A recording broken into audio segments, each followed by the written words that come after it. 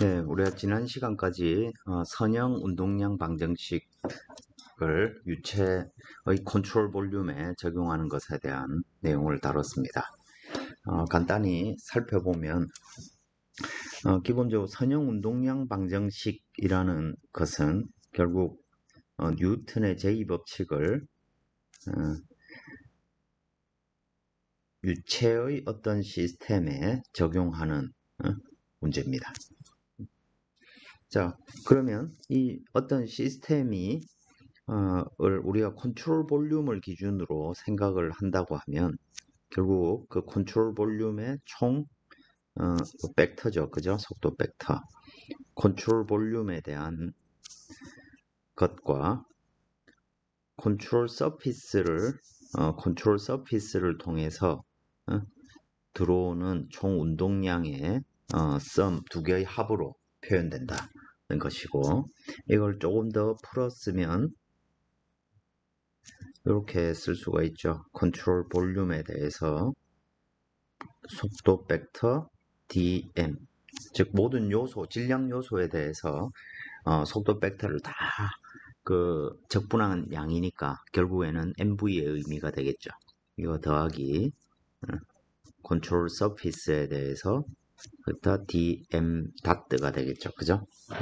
요 dm 다트는 질량 유량이라는 것은 어떤 면이 있을 때 그게 꼭 컨트롤 서피스일 필요는 없고, 어떤 주어진 면이 있다고 하면 그 면에 대해서 질량 요소들을 다 더한 양이 되겠죠. 그죠? m 다트가 그렇고, dm 다트라는 것은 결국엔 로 v r 내적 dA. 요 R이란 건 뭡니까? 예를 들어 우리 어떤 관이 이렇게 있는데 이 관이 어떤 속도 V가 아니고 U로 움직인다 라고 했을 때 유체 자체가 만약 V의 속도를 가진다. 그럼 이 면을 기준으로 보면 거기를 통과하는 유체의 양은 결국 V-U의 속도로 움직이게 될 겁니다. 우리가 요걸 상대 속도 VR로 이렇게 두는 것이죠. 자, 이렇게 우리가 계산을 할 수 있는 것이고, 최종적으로 전체를 다 풀어 써보면 어떤 컨트롤 볼륨에 대해서 V, 로, D, 부피, 그죠? 부피에 대한 적분이 될 테고, 컨트롤 서피스에 대해서는 속도 벡터, 로, VR, 노멀 벡터. 그럼 요거는 결국 상수가 나오죠. 면의 수직한 성분이 나오게 되겠죠. 그죠? 을 DA, 면적 요소에 대해서 다 적분한 놈일 것입니다. 그리고 이제 이게 완성이 되기 위해서는 그러면 도대체 이 시스템에 작용하는 힘이란 무엇인가? 그 힘은 크게 바디 포스가 있을 테고, 그죠? 그리고 힘 중에서 벡터죠. 서피스 포스인데 면에 수직하게 작용하는 힘은 프레셔 포스가 있고, 면에 평행하게 작용하는 힘은 쉬어 포스가 있죠. 그죠? 프릭션 포스입니다. 그죠? 그리고 이 프레셔와 쉬어는 모두 스트레스의 의미가 되는 것이죠. 그러니까 이걸 이제 풀어 써보면 중력 가속도 곱하기 전체 질량에 해당되는 거죠. 그죠? 컨트롤 볼륨의 질량 더하기. 그 다음에 프레셔는 어떻게 표현됩니까? 면에 작용하는 놈입니다. 그죠? 컨트롤 서피스에 작용하는 놈입니다. 근데 이 프레셔는 면의 방향, 노멀 벡터, 면의 방향은 면의 바깥을 향하는 방향이니까 압력이 양수다라는 것은 면의 안쪽을 향한 정의 자체가 그렇기 때문입니다. 이거 그걸 모두 면에 대해 적분을 하면 되는 것이고, 쉬어 스트레스는 텐서로 표현되죠. 그러면 그 텐서가 IJ라고 치면 이놈이 면과 수직한 놈 성분이 내적한 놈, 그 양은 결국 벡터가 될 겁니다. 자, 이런 식으로 우리가 식을 완성할 수 있게 될 것입니다. 그리고 이제 저 컨트롤 볼륨과 컨트롤 서피스를 우리가 풀기 쉬운 어떤 영역으로 잘 잡는다면 저것들을 일정하게 잘 적용해서 문제를 풀 수 있게 되겠죠. 이제 이거에 이어서 그래서 이어 나오는 내용이 이제 리니어 모멘텀이 아니고 앵귤러 모멘텀이라는 개념이고 이번 시간은 그걸 중점으로 다뤄보게 되겠습니다. 그래서 이 어떤 우리가 뭐 재료역학, 동력학 뭐 이런 것들 다룰 때 리지드 바디, 즉 물체의 탄성이 없이 딱딱한 어떤 물체의 운동은 크게 트랜슬레이션하고 로테이셔널 모션이 있죠. 회전하는 운동이 있습니다. 트랜슬레이션을 만드는 근원은 외부에 작용하는 힘일 테고, 그죠? 회전을 만드는 힘은 모멘트로 표현됩니다. 그죠? 그리고 결국 유체가 어떤 회전 운동을 할 때, 그러면 결국 우리는 그 앵귤러 모멘텀이라는 걸 이용해서 문제를 다루게 되겠죠. 그죠?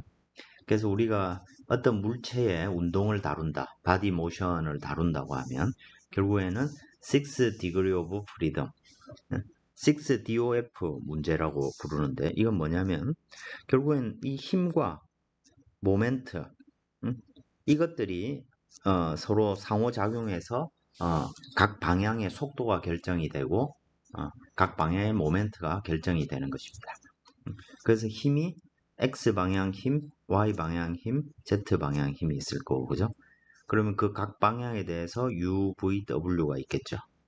그죠? 여기선 UX, UY, UZ라고 표현됐는데 여기에는 모멘트도 벡터죠. 이렇게 표현되고 그러면 그거는 우리가 속도를 어떻게 표현합니까? 각속도로 표현하죠. 오메가 X, 오메가 Y, 오메가 Z 이렇게 표현을 하는 것입니다. 결국에는 우리 어떤 물체의 운동을 다 표현한다는 것은 이 6개의 서로 상호작용을 하는 놈들에 관한 관계식을 다 안다는 얘기고 그러면 그것들은 서로 독립된 형태로 운동하기 때문에 자유도라는 얘기를 쓰는 것입니다. 6 degree of freedom이 되는 것이죠. 만약에 이 3차원에서는 3차원 문제에서는 6 DOF가 될 테고 2차원 문제에서는 몇 DOF가 될까요? 2차원에서는 속도라는 것이 W가 없죠. 그죠? 그래서 UX, UY만 있을 겁니다. 그리고 회전 성분은 오메가 X, 오메가 Y는 없죠. 오메가 Z라는 게 결국엔 우리가 2차원 이 화면을 2차원 평면이다 라고 생각하면 회전의 성분은 그 각속도의 방향은 면의 수직한 방향으로 하나로 정의가 되죠. 그래서 오메가 Z밖에 없습니다. 그러니까 결국 2차원 문제는 3DOF 문제가 되겠죠. 그죠? 실제 여러분들이 동력학이라든지 비행력학이라든지 아니면 기구학 이런 걸 다루게 되면 그때는 이제 6DOF가 될 테고 2차원 문제가 되면 3DOF 문제가 되는 것이죠. 그래서 그것들을 다루는 힘과 모멘트를 우리가 어떻게 표현하는지 그런 데 대한 연구를 한다는 것입니다. 이제 뭐 복습에 해당되는 건데 기본적으로 어떤 물체가 기준점 O를 기준으로 해서 속도 V로 회전하고 있다 라고 하면 그 회전 속도는 R 오메가로 표현되죠. 그죠? 이 오메가라는 놈은 정의가 뭡니까? d 세타 dt죠. 단위 시간당 몇 도 회전했는지, 몇 라디안을 움직였는지 단위는 라디안 퍼 세컨드일 겁니다. 그죠? 그러면 이제 기하학에서 회전한 각도가 세타다 라고 하면 이 세타는 1대의 이 호의 길이는 r 세타로 r 세타로 표현되죠. 그죠? 그 요 움직인 길이 L이 r 세타가 될 겁니다. 이 식이 또 틀렸네. LR이 아니고 그냥 움직인 길이 L이 되겠죠. 그죠? L 세타라는 것은 결국 L 나누기 R로 표현될 겁니다. 그죠? 요 식이 맞는 식이죠. 그죠? 움직인 거리를 나타내고 싶었습니다. 그런데 실제로 이 물체가 움직인 거리를 시간으로 미분한 놈은 결국 저놈의 속도가 될 테니까 오메가는 R분의 V가 될 거고, 그래서 우리는 V는 R 오메가다 라고 할 수 있는 것이고, 마찬가지로 가속도도 똑같은 개념으로 표현할 수가 있죠. 그러면 R분의 AT가 될 텐니다. 그게 무슨 말이냐면 이 물체의 속도는 R 오메가 각속도로 표현할 수 있고, 이 물체의 수직한 방향 속도, 수직한 방향의 가속도는 R 알파로 표현된다는 것이죠. 알파가 이제 angular acceleration, 그죠? 각 가속도에 해당되죠. 그죠? 이건 우리가 이미 잘 알고 있는 내용입니다.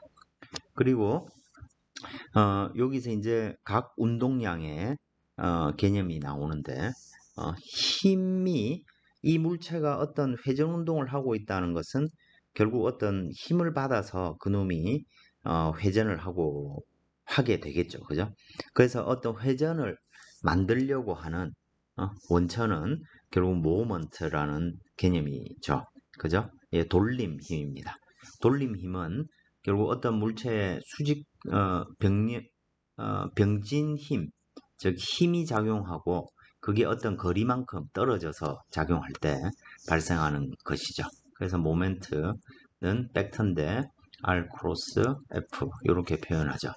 그리고 이 면의 모멘트의 방향은 힘 벡터와 R 벡터의 수직한 방향이라고 우리가, 왜냐하면 저 회전 운동을 할 때 유일하게 바뀌지 않는 방향이 수직한 방향이니까 그 방향을 모멘트의 방향이라고 우리가 정의를 한 겁니다. 그죠? 자, 그러면 각 운동량이라는 것은 모먼트 오브 모멘텀. 이때 모멘텀은 리니어 모멘텀이죠. 리니어 모멘텀은 mv 벡터로 표현됩니다. 그놈의 r 벡터로 외적한 양을 앵귤러 모멘텀이라고 부르는 것입니다. 앵귤러 모멘텀이라고 부르는 것이죠. 각 운동량이 되는 것입니다. 그러면 여기서 이제 우리가 좀 더 이걸 직관적으로 이해하기 위해서 모먼트라는 게 수직거리라고 생각하면 R 곱하기 F 탄젠트, 즉 회전 운동에 평행하게 작용하는 힘 성분, 그 수직 성분이죠. 그죠? R 벡터에 이걸로 수치적으로 표현될 테고, 이 FT 힘이라는 것은 질량 곱하기 평행한 방향의 접선 방향의 가속도가 곱해진 놈이 될 텐니다. 근데 이 AT라는 놈은 접선 방향 가속도라는 것은 R 알파 T로 표현되죠. 그래서 결과적으로 이 식은 MR 제곱 알파 T로 표현될 겁니다. 그럼 만약에 여기에 질량 요소가 거리 R만큼 떨어져서 여기에 존재한다고 생각을 하면 이때 이 물체에 작용하는 모멘트는 MR 제곱 알파 T로 표현될 겁니다. 근데 만약에 어떤 각가 속도 오메가 또는 알파로 회전 운동을 하고 있다 라고 생각하면 요것들을 우리가 요 미소 요소, 질량 요소 DM에 작용한다고 생각할 수 있겠죠. 그죠? 질점 하나에 대해서 MR 제곱 알파 T니까 요 요소 전체로 표현하자면 모먼트라는 것은 결국 전체 이 막대기 바 전체에 대해서 DM을 적분하는 놈이 될 테고, 모먼트를 적분하는 놈이 될 테고, 요 놈은 결과적으로 R 제곱 알파 그리고 DM으로 표현할 수 있다는 것이죠. 그죠? 요 중에 이제 각가 속도는 상수니까 이걸 밖으로 딱 빼고 나면 이 질량 요소를 R 제곱으로 적분한 양이 나오고, 이게 second moment of inertia가 되죠. 그죠? 요 양이 I가 되는 것입니다. I라고 우리가 기호로 표현하는 것입니다. 그래서 모멘트는 I 알파가 되는 것이고, 마찬가지로 각 운동량 H 또한 I 오메가로 표현이 되겠죠. 그래서 이 식을 쓰면 이 모먼트 팩터라는 것은 I 알파인데, 그죠? I 알파라는 놈은 D 오메가 DT죠. 그래서 우리가 이걸 그냥 축이 정해져 있다라고 생각을 하고 스칼라처럼 생각을 했는데, 벡터로 하더라도 똑같은 얘기가 되고, 결국엔 DH/DT라는, 즉 각 운동량의 변화량이 모먼트가 된다는 얘기죠. 힘은 마찬가지로 여기서 운동량, 리니어 모멘텀, 이거 L이라고 써보겠습니다. 운동량 벡터를 L이라고 하면 식을 이렇게 쓸 수가 있죠. 닮았죠, 그죠? 그냥 R 벡터가 곱해진 양변에 여기에다가 R 벡터가 크로스 되어 있는 놈이 모먼트에 관한 식이 된다는 것입니다. 요구에 이제 결국에는 이걸 어떻게 쓰겠다는 것입니까? 어떤 유체 시스템이 이렇게 있다라고 하면 이 유체의 어떤 시스템에 모먼트가 작용하면 그놈은 전체 유체 시스템의 각 운동량의 변화를 만들어낸다. 이 식을 이제 적용하겠다는 얘기죠. 그죠? 그래서 여기서 어떤 유체 시스템이 있다면 그 유체 시스템의 총 각 운동량은 이런 식으로 표현할 수 있겠죠. 이거 뭐 다르게 쓰면 시스템에 대해서 R 곱하기 또 벡터의 DM이 되겠죠. 그죠? 그래서 R 벡터 곱하기 DMV라는 놈이 결국 미소요소의 선형 운동량이 되는 거죠. 자, 식이 이렇게 표현되는 것이고, 결과적으로 이 유체 시스템의 각 운동량의 시간 변화량은 요 양을 시간으로 미분한 양이 될 겁니다. 그럼 이제 우리가 레이놀즈 트랜스포트 이케이션에 똑같은 식을 적용을 하게 되면 어떻게 됩니까? 뭐 이런 얘기죠. 외부에서 모멘트가 시스템에 모먼트가 작용을 하면 총 각 운동량의 시간 변화량이 발생하는데, 시스템 전체에 이걸 이제 컨트롤 볼륨과 서피스로 나누어서 써보면 이렇게 되는 것이죠. 그죠? 저 H 중에 R 벡터 곱하기 V 벡터의 DM이 되겠고, 그죠? 이거 더하기 또 컨트롤 서피스를 통해서 유출입하는 각 운동량의 변화량으로 표현할 수 있겠죠. R 벡터 곱하기 V 벡터의 요게 DM 다트가 되겠죠. 그죠? 그죠? 똑같은 식입니다. 선형 운동량 방정식과 똑같은 식으로 표현되고, 그래서 만약에 우리가 이 문제에서 이게 스테디 플로다, 그리고 뭐 속도 벡터를 평균값으로 사용했다 라고 하면 이 작용하는 모멘트의 총 합이 결국에는 컨트롤 서피스를 통해서 빠져나가는 총 단위 시간당 그 각 운동량에서 들어오는 단위 시간당 각 운동량을 빼준 양으로 우리가 표현할 수 있다라는 것이 되겠습니다. 그죠?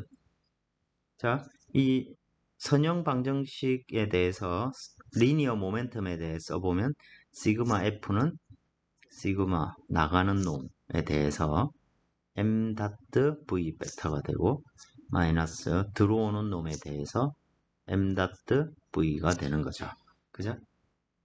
거기에 이제 양변에다가 R 벡터로 그죠? 외적을 하면 똑같은 식을 얻을 수 있게 되는 것입니다. 그래서 이걸 우리가 선형 운동, 즉 병진 트랜슬레이션을, 그러니까 어떤 특정한 방향으로 직선 운동, 그래서 이게 리니어 모션하고 이쪽에 앵귤러 모션을 두 개를 대치시켜 보면 질량에 해당되는 놈은 모먼트 오브 이너시아, 관성 모멘트 I로 표현된다는 것이고, 가속도는 앵귤러 각가속도가 되고, 속도는 각 리니어 벨로시티가 결국 속도니까 각 속도는 오메가가 되고, 그럼 리니어 모멘텀은 mv니까 앵귤러 모멘텀은 i 오메가가 되는 것이죠. 그리고 회전 운동을 일으키는, 직선 운동을 일으키는 원천은 힘인데, 회전 운동을 일으키는 힘은 모먼트 또는 우리가 어떤 돌리는 어떤 힘을 토크로 표현하기도 하죠. 그죠? 여기 이제 어떤 장치 또는 어떤 개념으로 주어지느냐에 따라서 용어, 기계 장치에는 토크를 준다 이런 말을 많이 쓰죠. 그죠? 그래서 뉴턴 제2법칙도 F는 ma인데, 그죠? 각 회전 운동에 대해서는 m은 I 알파, L이 아니고 I 알파죠. 그죠? I 알파 벡터가 모먼트가 된다는 것입니다. 그리고 힘의 모먼트는 m 벡터, 그게 모멘트고, 그죠? 앵귤러 모멘텀의 모멘텀은 mv죠. 그죠? 그거의 모멘트는 r 벡터를 내적한 놈이죠. 그죠? 외적한 놈이죠. 똑같은 개념입니다. h가 되고. 그래서 m은 r 벡터와 f 벡터의 외적이 되고, 그리고 각 운동량, 앵귤러 모멘텀은 r 벡터와 모멘텀 운동량을 외적한 양으로 되죠. 서로 딱 이그젝트하게 서로 대치가 되죠. 그죠? 그래서 둘은 근본적으로 똑같은 놈입니다. 근데 그것이 우리 눈에 이게 선형 운동인지 또는 각 운동인지 이런 것들에 따라서 이렇게 기호나 용어가 달라지는 거죠. 그렇죠? 그래서 이렇게 복습을 한번 해본 것입니다. 물리라든지 뭐 이런 거 할 때 다 했던 거고, 특히 동력학 하면 이거 매우 중요한 개념들이 되죠. 자, 그래서 실질적으로 이제 유체 문제에 대해서는 이와 같이 어떤 회전하는 유체에 터빈이라든지 환풍기라든지 또는 펌프라든지 이런 데서 요 가운동량이 많이 사용이 됩니다. 예를 들어 이게 이제 펌프 시스템인데, 들어오는 곳이 하나로 정해져 있고, 옆에서 보면 이와 같이 들어오는 곳이 이렇게 옆으로 들어왔다가 앞쪽으로 나가는 것은 앞에서 이를 바라보면 특정한 방향으로 이렇게 나가게 됩니다. 이와 같이 어떤 유체가 공급이 돼가지고 저놈이 돌면서 어떤 압력이 높은 채로 특정한 다른 방향으로 이렇게 공급되는 장치, 이런 것들이 이제 임펠러라고 우리가 부르게 됩니다. 이 안에는 어떤 팬 같은 게 있고 그 팬이 이렇게 막 회전을 하게 되는 거죠. 그러면 전기장치로 샤프트를 통해 가지고 이 유체에다가 결국에는 어떤 모멘트를 가해주고 있는 거죠. 샤프트에 어떤 토크가 주어지면 결국 모멘트가 토크가 주어지게 되면 이 토크가 결국 어떤 변화를 만들어낸다는 얘기입니까? 들어오는 유동은 가운동량이 하나도 없었습니다. 그죠? 근데 결과적으로 나가는 놈의 R 벡터 곱하기 m.v, 자, 나가는 곳 하나니까 썸이 없을 겁니다. 그죠? 주어진 토크하고 결국 우리가 이 축을 이래 돌림으로 인해서 전기장치 같은 걸로 모터를 이용해 토크를 돌리는 거죠. 그러면서 토크가 주어집니다. 총 모멘트가 주어지겠죠. 이놈하고, 자, 여기 R만큼 여기로 보면 R2가 되겠죠. 그죠? R만큼 떨어진 곳에 R2만큼 떨어진 곳에서 m.v로 나가게 되는 거죠. 그죠?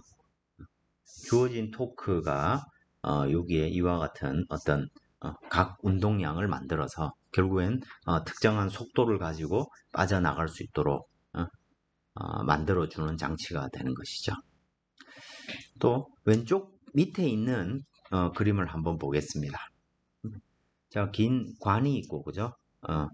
밑에서 유체가 들어옵니다. 밑에서 유체가 들어오고, 그럼 이 관을 통해서 물이 펑펑 나가게 될 겁니다. 만약에 여기에 접착이 A 지점에 이 관이 물체에 접착이 되어 있지 않다면 이 파이프 기역자 관은 이쪽으로 넘어지겠죠. 그죠? 물이 나가는 만큼 반발력이 발생하니까. 그죠? 자, 그러면 나가는 놈, 그럼 이놈이 접착되어 있다고 하면 여기에는 어떤 힘이 작용합니까? 자, 우리가 컨트롤 볼륨을 이렇게 설정을 했다라고 하면 컨트롤 볼륨은 이렇게 잡히겠죠. 요만큼이 컨트롤 볼륨이 될 겁니다. 그러면 이 유체 문제에 관련해서 여기로 들어가는 m닷드랑 여기로 나오는 m닷드는 똑같죠. 이게 질량 보존이 되어야 되니까. 그죠? 그 다음에 이 물체의 힘의 관계를 따져보겠습니다. 자, 저 컨트롤 볼륨에 어떤 작용하는 힘은 나가는 곳에, 나가는 곳 하나고 들어온 곳 하나니까 나가는 곳에 m.v 때 이 v2가 있고, 그죠? 그리고 들어오는 곳에 m.v1 이렇게 힘이 작용하게 되겠죠. 그리고 이 힘은 결국엔 어딘가에 이 변화가 만들어낸, 그래서 이걸 써보면 m.v2는 속도 v, 유체의 속도가 3m인데 이걸 v라고 치면 속도 v이고 이놈이 작용하는 방향은 i 방향이고, 그죠? 마이너스 m. 그리고 입구 쪽에서는 v의 속도로 들어오는데 j 방향으로 들어오죠. 그죠? y 방향, 그죠? 자, 그러니까 이놈이 결국에는 합력의 벡터 fx와 fy랑 균형을 이루어야 되는 거죠. 근데 여기에는 이 유체 요소에는 지금 중력도 작용하고 있습니다. 그죠? 맞습니까? 즉 이 바닥면에 어떤 합벡터 f가 작용하고, 그 다음에 여기에 중력은 어느 방향으로 작용합니까? 마이너스 j 방향으로 작용하죠. 그죠? 그래서 이 무게를, 이 안에 들어있는 물의 무게를 WA라고 하고 W라고 치면 마이너스 WA 더하기 W만큼의 힘이 J 방향으로 작용하고 있는 것이죠. 이걸 이용하면 fx와 fy를, 즉 요 바닥면에 작용하게 되는 힘을 찾을 수가 있게 될 겁니다. 그죠? 자, 힘은 이렇게 찾을 수 있는데 이놈이 옆으로 회전하게, 만약에 바닥면에서 아무런 모멘트를 지지해 주지 못한다면 이놈은 옆으로 회전을 하면서 넘어져 버리게 되겠죠. 근데 넘어지지 않고 지금 물을 계속 뿜어내고 있다는 것은 이쪽으로 돌려고 하는 어떤 모멘트를 이 바닥면이 지지해 주고 있다는 얘기가 될 겁니다. 그래서 우리는 이 문제를 여기에 모멘트 MA가 작용하고 있다 라고 식을 바꿔서 정력학 문제로 결국 바꾼 거와 똑같죠. 그죠? 자, 그렇게 해보면 다시 지우고, 이건 뭐 구해졌다 치고, 그죠? 자, 지우고 보면 결과적으로 이 문제의 외부에서 작용하는 모먼트는 결국엔 MA만 있을 겁니다. 그죠? 그런데 여기에서 나가는 놈의 R 벡터 크로스 m.v2 하면 결국 요 높이에 해당되겠죠. 요 높이. 여기에서 R2라고 했네요. 그죠? 그럼 이 놈은 R2 곱하기 m.v2 만큼일 텐데 반대 방향이죠. 그래서 마이너스가 붙게 될 텐입니다. 그죠? 그 다음에 들어오는 곳에서는 이제는 들어오는 곳, 우리가 기준축을 요 점 A를 기준으로 삼았다고 하면 들어오는 곳에서는 아무런 모멘트도 작용하지 않고 있죠. 그죠? 그래서 들어오는 곳의 모멘트는, 왜냐면 R이 0이죠. 그죠? 없을 겁니다. 맞습니까? 그 다음에 여기에서 또 하나의 모멘트 요소가 하나 더 있죠. 뭡니까? 요만큼. 요 균형을 이루는 요 WA 말고 요만큼의 요소가 갖고 있는 질량 W만큼이 모멘트로 작용하겠죠. 근데 그놈은 어디에 정해져야 됩니까? 컨트롤 볼륨에 작용하는 모멘트니까 요 왼쪽에 붙어야 되죠. 그죠? 그래서 마이너스 그 W가 작용하는 곳까지의 거리는 R1이라고 했습니다. 그래서 R1W 만큼이 작용을 하게 되겠죠. 그죠? 즉 이 차이만큼 결국 요 밑에 지점에 모멘트로 지지를 해줘야만 이 시스템이 그대로 유지된다 라는 것을 우리가 알 수 있게 되는 것입니다. 자, 어떤 컨트롤 서피스를 통해서 속도가 나간다. 그럼 m.v만큼 힘이 작용을 하는 것처럼 컨트롤 서피스를 통해서 m.가 나간다고 하면 그 거리에 비례해서 모멘트도 작용하게 되는 것입니다. 이제 이런 결과를 이제 우리가 유체 요소에 적용할 수 있게 되겠죠. 자, 이런 것들은 개념적으로 요 강의 시간에 좀 이해를 하시고 저희 부호 이런 거 지금 막 떠들다 보니까 뭐 맞는지 안 맞는지 지금 헷갈립니다. 뭐 직접 여러분들이 예제 문제나 이런 걸 자세히 살펴보시고 식에 따라서 충실하게 부호를 정의해주면 되겠습니다.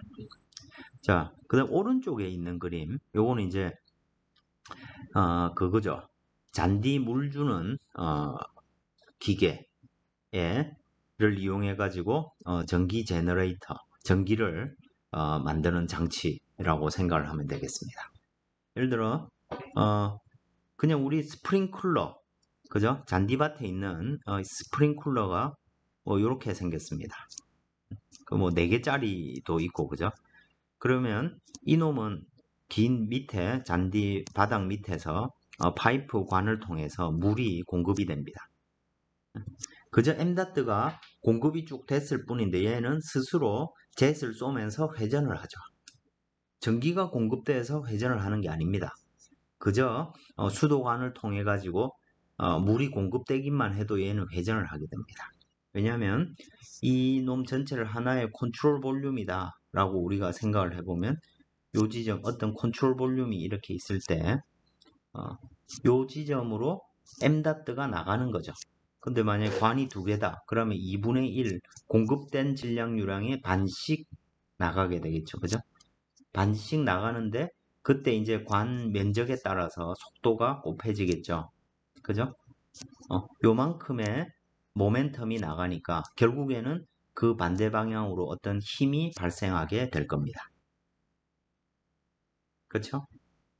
그러면 그만큼이 결국에는 이 막대기를 여기에서 R만큼 떨어져 있다고 하면 R 벡터 곱하기 F만큼 모멘트가 발생하는 거겠죠. 그죠? 그 모멘트가 발생하는 만큼 결국 모멘트가 발생했으니까 그만큼 회전을 하게 되는 것이고, 그죠? 그걸 이용해서 전기를 생산해 낼 수도 있다. 뭐 이런 얘기가 되겠죠, 그죠?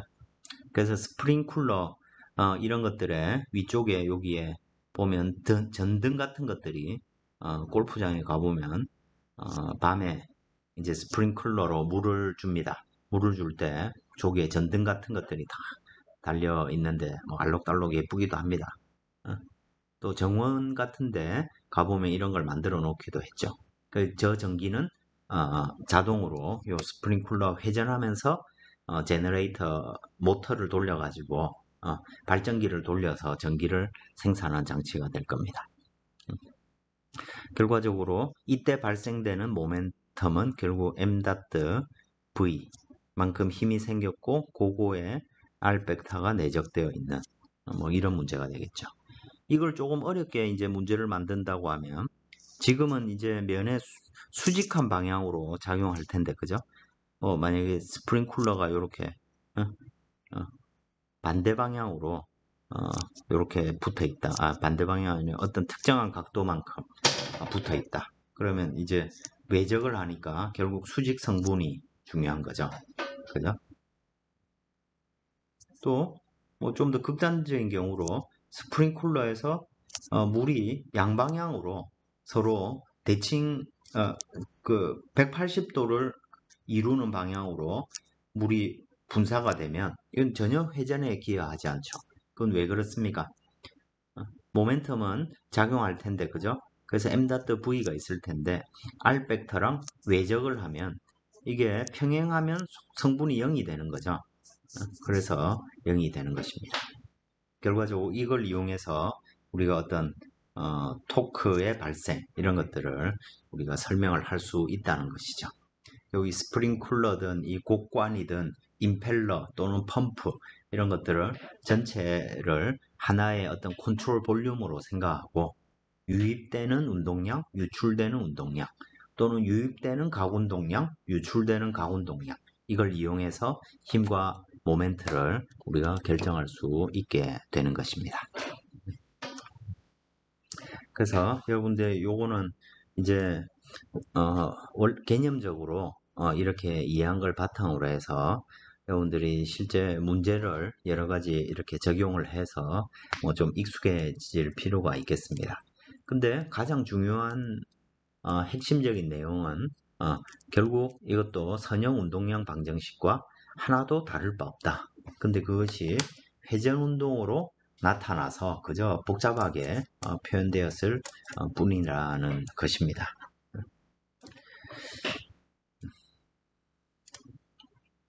자, 이 각운동량 관련해 가지고 예를 들어 뭐 이런 걸 한번 생각해 보겠습니다. 여러분들 긴 깔때기 과학관 이런 데 가면 이렇게 긴 깔때기가 이렇게 있고 그죠? 여기에서 동전을 이쪽으로 동전을 또는 구슬을 이렇게 옆으로 딱 굴립니다. 그러면 이 구슬이 표면하고 마찰이 거의 없다고 생각을 하겠습니다. 그럼 이 구슬은 여기서 이렇게 중력으로 인해서 이런 운동을 하게 될 겁니다. 그죠? 밑으로 가면서 빨라지죠. 왜 빨라집니까? 자, 이 물체가 처음에 자, 이 면을 기준으로 생각하면 처음에 뭐 L만큼 떨어져 있다. 그럼 L 곱하기 처음에 MV의 각운동량을 가지고 운동을 시작했습니다. 근데 시그마 모멘트는 dt분의 dh입니다. 각운동량의 변화량이 결국 모멘트가 작용해야 각운동량이 바뀐다는 얘기입니다. 근데 만약 마찰이 존재하지 않는다라고 하면 외부에서 이 운동을 방해하는 어떤 모멘트도 지금 작용하지 않고 있는 것이죠. 이 물체에는 지금 실제로 이 회전 운동을 하는데 어떠한 모멘트도 작용하지 않는 것이죠. 그러니까 모멘트가 0이다. 이 얘기는 뭔 말이냐면 이 구슬의 각운동량이 보존이 된다. 변하지 않는다는 얘기입니다. 근데 각운동량은 R 곱하기 MV니까 그죠? 이놈이 콘스탄트라는 얘기입니다. 질량도 일정하니까 결국에는 R 벡터와 V 벡터가 콘스탄트라는 얘기입니다. 그래서 R의 크기가 줄어들면 결국 속도의 크기가 빨라진다는 얘기죠. 그래서 반경이 줄어들수록 회전을 하면서 그죠? 나선 모양으로 밑으로 내려가면서 점점 속도가 확 빨라지는 이런 이벤트가 있죠. 그죠? 그래서 이런 걸 이용해 가지고 사실 태풍의 운동 이런 것도 사실 이 깔때기하고 좀 유사한 면들이 많이 있습니다. 또는 이 장치를 이용해서 우리가 어떤 회전력을 만들어낼 때 예를 들면 이런 얘기입니다. 예를 들어 여러분들 그 측추력 장치 예를 들어 이 로켓을 아마 그 미사일 같은 거 발사하는 장면 이런 걸 보면 처음에 땅에서 미사일을 수직하게 쏩니다. 그러면 엔진에 의해서 이 화염이 쫙 나가면서 위로 확 움직이게 될 겁니다. 근데 그 다음에 내가 어느 특정한 방향으로 방향을 바꿀 때 뭘 하냐면 요 자세히 들여다보시면 어느 방향에서 jet을 팍 분사를 합니다. jet을 특정한 방향으로 딱 분사를 합니다. 그러면 그 분사한 반작용으로 인해서 즉 MV가 주어졌고, 그죠? 여기에서 만약에 무게중심점이 CG가 여기 무게중심이 있다. CG에서 거리가 R만큼 떨어진 곳에서 MV가 즉 운동량이 밖으로 저 로켓 바깥쪽으로 빠져나갔습니다. 그러면 그만큼 이 무게중심을 기준으로 해서 각운동량이 발생했죠. 모멘트가 각운동량이 변화가 발생한 겁니다. 그죠? 그러면 그만큼 이 물체 로켓에 각 모멘트의 변화가 생겼겠죠. 그죠? 맞습니까? 들어오는 각운동량 없고 나가는 각운동량만 있는데, 그죠? R 곱하기 MV만큼 각운동량의 변화가 생겼습니다. 그만큼 이 컨트롤 볼륨 내에, 즉 로켓에 모멘트의 변화가 발생하게 되는 것입니다. 모멘트가 생겼으니까 무게중심을 기준으로 회전을 하겠죠. 그죠? 각도가 바뀌었으니까 그 방향으로 발사 각 방향을 바꿔서 움직여야 되겠죠. 그죠? 이런 게 이제 사이드젯이라고 부르고, 이런 장치를 측추력 장치라고 부릅니다. 또 이런 원리를 이용하는 또 대표적인 장치가 뭐냐면 인공위성입니다. 또는 화성 착륙 장치, 인터스텔라 이런 데 보면, 그죠? 아마 이런 사이드젯 이런 것들을 많이 봤을 겁니다. 그죠? 옆에서 뭔가 jet이 팍 분사가 되면 얘가 회전 운동을 하든지 아니면 특정 방향의 어떤 운동을 하든지 이런 것들이 발생하죠. 그죠? 지금 그 원리를 지금 설명하고 있다고 생각을 하시면 되겠습니다. 똑같은 원리가 되겠습니다. 자, 이상으로 각 운동량에 대한 설명을 마쳤습니다. 지금까지 우리가 질량 보존에 대한 얘기, 그리고 선형 운동량, 리니어 모멘텀, 그리고 앵귤러 모멘텀에 대한 적분형 관계들을 따졌습니다. 이제 마지막 남은 부분이 이제 에너지에 관한 얘기죠. 그죠? 에너지 이케이션을 지금 설명을 하고 싶은 겁니다. 아마 지금 여러분도 여러 번 써봤다면 에너지 이케이션에 대해서 똑같은 식을 쓸 수가 있는데, 이제 조금 더 정확하게 그것들 각각을 표현하고자 하는 내용이 뒤쪽에 있습니다. 그러면 우리가 유체에서 다루는 수많은 종류의 에너지들 중에 유체에서 다루는 에너지는 뭐냐? 라는 것이 이 슬라이드의 내용이 되겠습니다. 그게 뭐라는 얘기입니까? 미케니컬 에너지. 우리가 생각하는 에너지는 기계적인 에너지를 얘기하는 것입니다.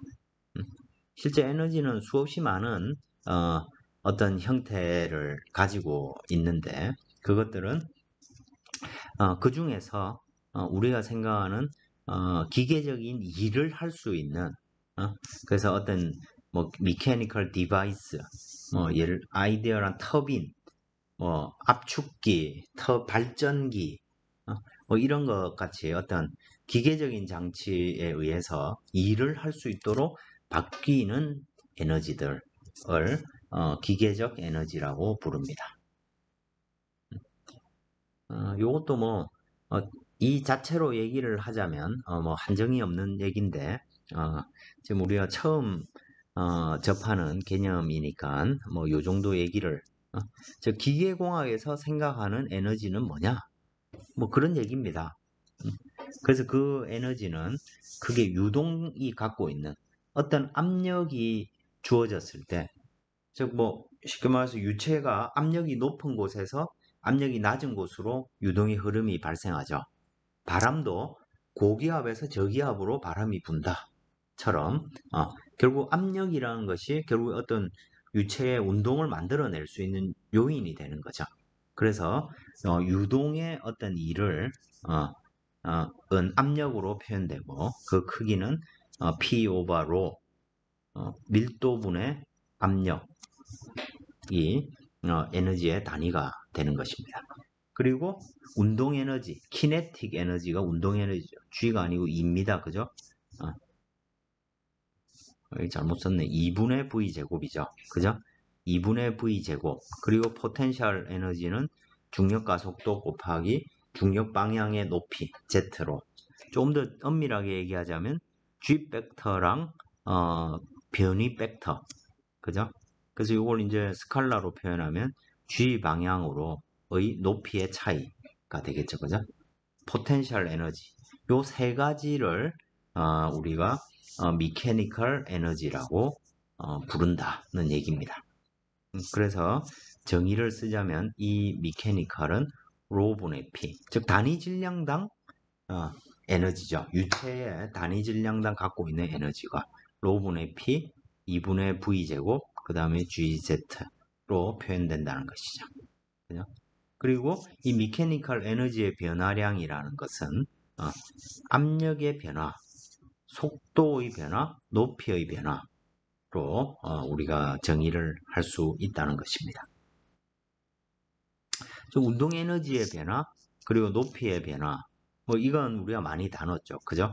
그 이제 압력의 변화, 요게 이제 추가적으로 이제 포함되는 얘기가 되겠습니다, 그죠?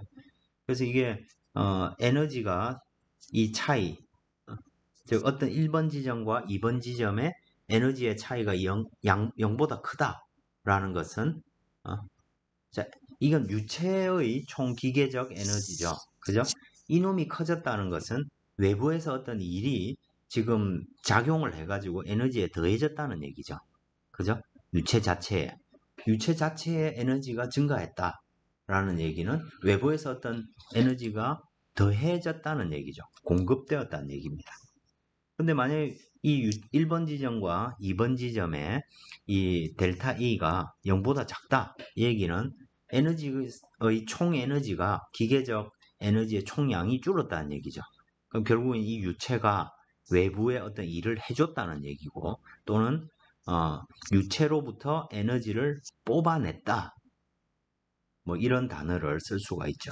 그죠? 그래서 이제 관점에 따라서 조금씩 달라지는데 supply 또는 extract 뭐 이런 단어들을 우리가 쓸 수 있게 되는 것입니다. 자, 여기에서 이제 이 세 가지의 에너지를 정의했고 이놈이 결국엔 무슨 얘기입니까?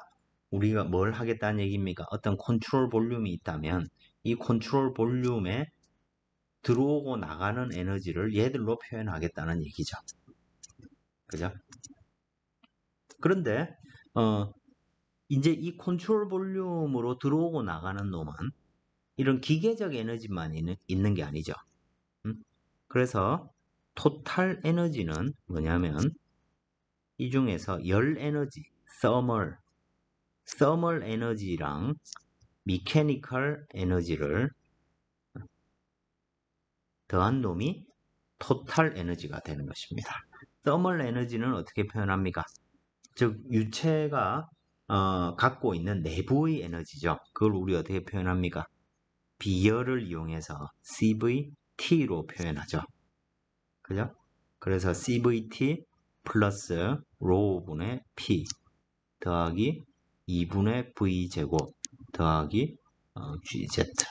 요것이 이제 어떤 흘러가는 흐름이 있는 어떤 유체의 단위 질량당 갖고 있는 에너지는 요 네 가지로 표현된다.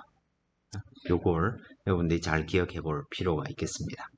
그래서 어떤 기계 장치들은 대부분 이 네 가지의 어떤 에너지 상태를 바꿔 가지고 예를 들어 아주 운동량이 큰 댐에서 이제 발전 시스템을 생각해 보겠습니다. 그럼 물이 여기 떨어지고 그죠? 여기에 발전기가 있죠. 그죠? 발전기에 이런 팬이 있고 이놈이 뺑 돌면서 그죠? 발전을 하는 것입니다. 그러면 이 위치 에너지가 결국 요만큼의 위치 에너지가 운동 에너지로 바뀐 거죠. 그죠? 이 운동 에너지가 결국에는 이 토크를 만들어내는 것이죠. 그죠? 자, 그래서 우리가 이것도 크게 보면 어떤 기계 장치의 하나인 거죠. 그래서 우리가 만약 온도를 높이고 싶다 하면 운동 에너지를 빼가지고 온도를 높이는데 사용이 되고 이렇게 되겠죠, 그죠?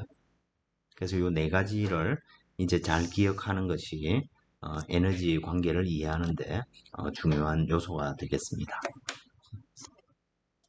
그리고 이 기계적 에너지에 대해서는 우리가 효율이라는 단어를 쓰는데 어떤 우리가 보통 꼭 이런 건 아니지만 어떤 기계적 에너지의 전달, 트랜스퍼, 전달은 보통 로테이팅 샤프트, 축, 이걸 이제 축력이라고 부르는데 예를 들어 자동차에 바퀴가 움직이는 것도 축이 회전해서 움직이는 거죠. 그죠? 그래서 그런 축을 기준으로 그래서 이제 요걸 그 모든 것 다양한 어떤 기계 장치들 그냥 통칭해서 샤프트 웍이라고 부르게 됩니다. 음, 음.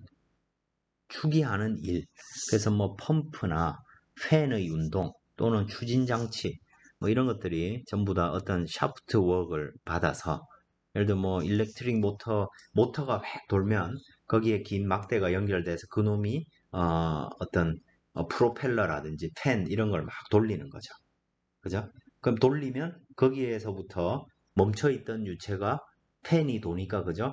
어떤 속도를 더해서 어, 움직이게 되는 것이죠. 그죠? 그래서 프로펠러를 생각해 보겠습니다. 프로펠러가 여기에서 이제 어떤 각속도 오메가로 돕니다. 그러면 처음엔 요 주변에는 속도가 낮죠. 음, 낮은 속도의 유동이 여기로 딸려오게 되죠. 그죠? 그러다 프로펠러를 돌면 매우 속도가 커지게 됩니다. 그죠?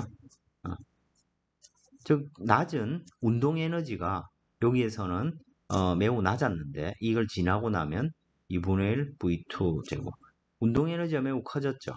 그럼 이 운동 에너지에 해당되는 에너지는 어디서 왔다는 얘기입니까? 이 프로펠러가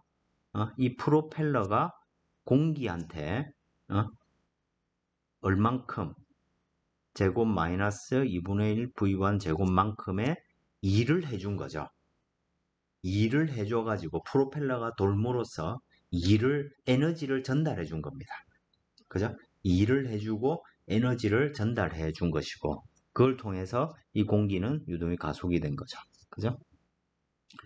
이 프로펠러랑 거꾸로 만들어내는 장치가 어떤 장치입니까? 선풍기죠. 그죠? 선풍기는 앞쪽으로 바람을 내뿜는 거죠. 그죠? 주변의 공기를 빨아들여서 근데 빨아들어오는 놈의 운동 에너지는 작을 겁니다. 근데 선풍기가 돌므로써 그 선풍기에 일을 해줬고, 그죠? 운동 에너지를 더해준 겁니다. 운동 에너지를 더해서 앞으로 빠른 속도의 성분을 만들어낸 거죠. 네? 이와 같이 어떤 이런 어떤 외부에서 어떤 일을 통해서 유체에 일을 해주거나 또는 유체로부터 에너지를 뽑아내기도 하죠. 뽑아내는 장치가 뭡니까? 풍차죠. 그죠? 윈드 터빈.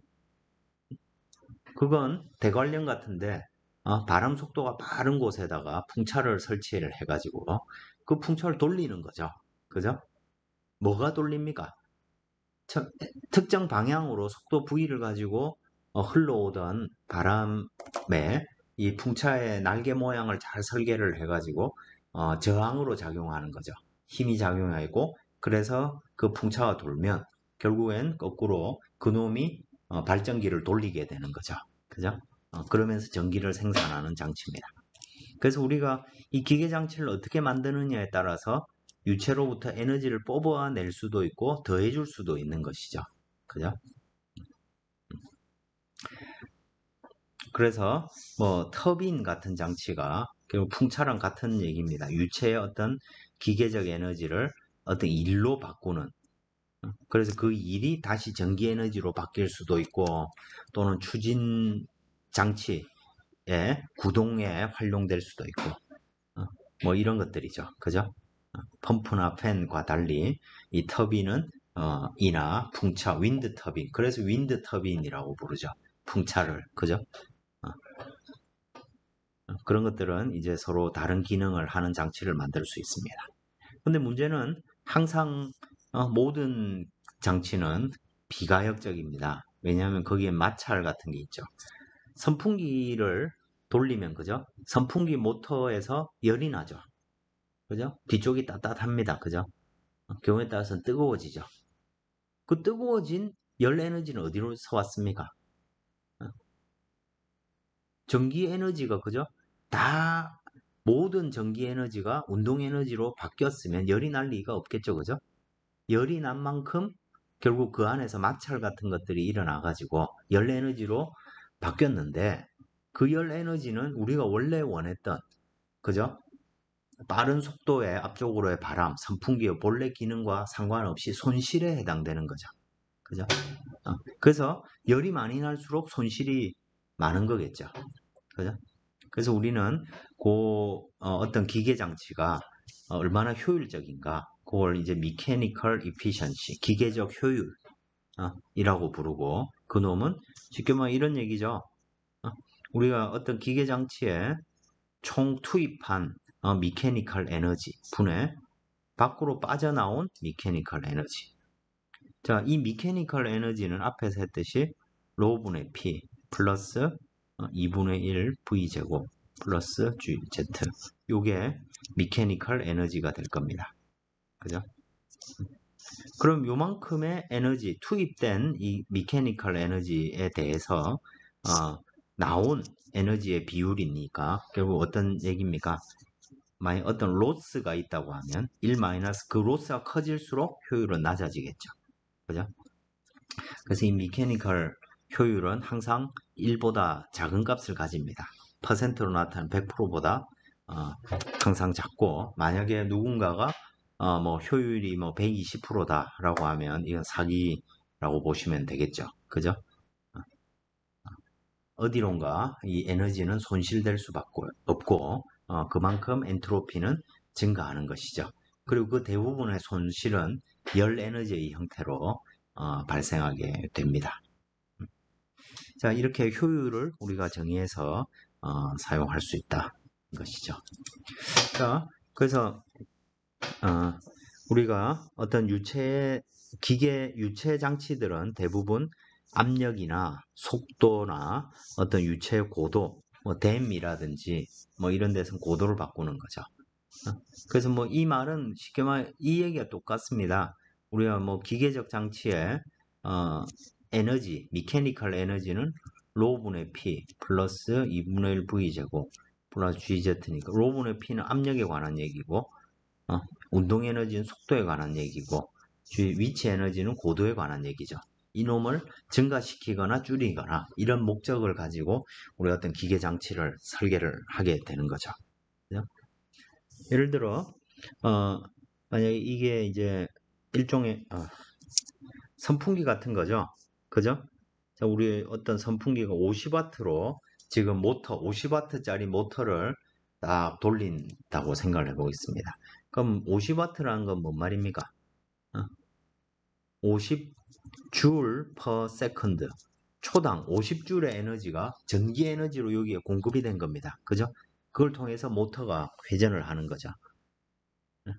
근데 실제로는 아마 한 60W 정도가 공급이 됐을 것입니다. 그럼 나머지 10W는 어디로 갔을까요? 여기에 달려있는 모터가 있으면 그 모터의 발열, 마찰이라든지 이런 데로 사라진 게 되겠죠. 그럼 실제 공급된 축을 통해 가지고 쟤를 돌리는데 사용된 일은 50W라고 생각을 해보겠습니다. 그리고 이상적으로 이쪽에 이 앞쪽에는 영역이 이렇게 넓겠죠. 공기가 넓은 영역에서 빨려 들어오게 될 겁니다. 그죠? 그래서 우리가 1번 지점, 2번 지점이라고 생각하면 V1은 대략 속도가 매우 낮다. 0이라고 그냥 치겠습니다. 간략화를 위해서. 근데 이 팬을 통해서 이 뒤쪽에는 유동이 12m/s로 가속이 된 겁니다. 고도도 같고 지금 이쪽과 1번면과 2번면의 압력은 대기압으로 똑같겠죠. 압력의 차이는 거의 없을 겁니다. 그러면 우리가 이 팬의 기계적 효율은 자, 샤프트를 통해서 이 기계에 주어진 애초에 입력된 1은 50W일 겁니다. 그리고 1번 지점과 2번 지점의 기계적인 에너지를 상태를 보면 2번 지점에 운동 에너지가 발생했죠. 그죠? 그러면 총 운동 에너지라는 것은 결국 어떻게 정의됩니까? m 이 미케니컬이 되겠죠. 그죠? 단위 시간당. 왜냐하면 와트라는 것 자체가 단위 시간당 에너지죠. 그죠? 그럼 우리가 그냥 에너지는 스몰 e 미케니컬 에너지는 단위 질량당이니까 질량이 곱해져야 될 테고. 그러면 단위 시간당 파워의 개념으로 따지자면 여기 다트가 딱 붙으면 되겠죠. 그죠? 그래서 이 m v2 제곱 나누기 2로 주어지게 될 겁니다.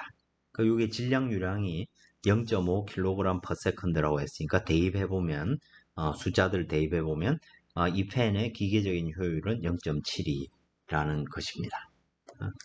이 에너지가 변환되는 과정에서 필연적으로 이 에너지의 어떤 손실이 발생할 수밖에 없는 것이죠. 그럼 이 30W는 도대체 그러면 0.7이니까 7, 5, 35 그럼 15W 정도는 도대체 어디로 간 걸까요? 이 팬 주변의 공기의 이 흐름을 통해서 여기에서 마찰이 생겨 가지고 그 마찰이 일로 마찰이 열을 만드는데 쓰였다든지 또는 여기에서 이 운동이 꼭 이쪽으로만 가는 건 아니겠죠. 옆으로 빠져나가기도 하고, 그죠? 또는 여기에 돌리는 데서 쓰는 요런 데서 어떤 마찰이 발생할 수도 있고 이런 형태로 다 어디론가 사라진 것입니다. 없어진 것이 아니고 우리가 필요로 하는 기계 장치를 구동하는 데 필요한 압력 에너지, 운동 에너지, 위치 에너지 외에 다른 걸로 뭔가 바뀌어버렸다는 얘기가 되는 것이죠. 자, 이와 같이 윈드 터빈 이런 걸 가지고 만약에 우리가 어떤 발전을 한다. 그럼 모든 기계 장치는 그 효율이 1보다 낮습니다. 그래서 그 각각의 효율이 예를 들어 터빈의 효율이 0.75다. 그 발전기에 또 열이 나죠. 발전기에도 무조건 열이 납니다. 구리 코일이 있고 그 안에서 막 돌면 거기에서도 코일에 열이 나죠. 그 효율이 0.97이라고 하면 전체적으로 이 기계 장치의 효율은 두 개 곱한 양과 같다. 이렇게 얘기할 수 있겠죠. 그죠? 우리가 이 에너지 방정식을 따지는 이유가 이런 어떤 기계 장치의 효율 이런 것들을 따지는 것이죠. 그럼 냉장고의 효율은 뭘까요? 1등급, 냉장 기능 1등급, 효율 1등급 뭐 이런 거는 우리가 공급한 전기에 대해서 그죠?